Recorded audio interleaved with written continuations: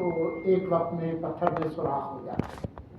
تو اس لیے نا امید نہیں ہونا چاہیے. ایک بڑے لیڈر جو آج کل خود نا امیدی کے دور میں ہیں وہ کہہ گئے تھے کہ آپ نے گھبرانا نہیں ہے. تو ہمیں گھبرانا نہیں چاہیے بالکل بھی. دیکھیں جو ہدف ہے وہ صرف یہ نہیں ہے کہ آپ نے ٹیکسوں میں اضافہ کرنا ہے. اس سے آپ کے اور میرے جیب میں کوئی خاص اضافہ نہیں ہوگا، نہ ہماری صحت پر اثر پڑے گا. جو بنیادی بات ہے وہ تمباکو سے منسلک تمام مصنوعات کا خاتمہ ہے. یہ آپ کا ہدف ہے. صرف سگریٹ کی بات نہیں ہے، نسوار کی بات نہیں ہے، گٹکے کی بات نہیں ہے، ویپنگ کی بات نہیں ہے، شیشے کی بات نہیں ہے. یہاں پر اس پاک کے جو متعدد جو تقریبات جس میں مجھے آنے کا موقع ملا ہے اس پر بہت تفصیل سے گفتگو ہو چکی ہے. 20 25 30 40 سال کے لیے اپنے کنزیومر بنانا چاہتے ہیں، اور اس کے جو نقصانات ہیں وہ صرف ان بچوں کو نہیں ہیں، ان کے خاندانوں کو بھی ہے. اور ہمارے جیسے ملک میں جس کے اعداد و شمار آپ نے بتایا کہ جو وفاقی حکومت ہے اس کے صحت پر جو اخراجات ہیں وہ کیا ہیں، تو وہ آپ کو سمجھ آتی ہے. تو بنیادی جو مقصد ہے وہ ان بچوں کو، ان نوجوانوں کو بچانا ہے.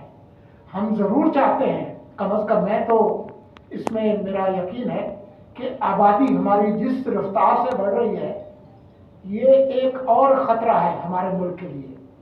پاکستان جب 1947 میں بنا تھا تو مشرقی بنگال جو بعد میں مشرقی پاکستان کہلایا، آج بنگلہ دیش ہے، اس کی آبادی 6 کروڑ 80 لاکھ تھی. آج کا جو ہمارا پاکستان ہے اس کی کل آبادی 5 کروڑ 80 لاکھ تھی، یعنی وہ 1 کروڑ زیادہ تھی. 1971 میں جب پاکستان کی تقسیم ہوئی اور پاکستان ٹوٹا اور بنگلہ دیش بنا، اس وقت آج کے پاکستان کی آبادی 44% تھی اور ان کی آبادی 56% تھی. آج پاکستان کی آبادی جو ہے وہ کوئی 25 کروڑ کو ٹچ کر رہی ہے، وہ 16-17 کروڑ ہے. کوئی 10 کروڑ آبادی ان کی ہم سے کم ہے.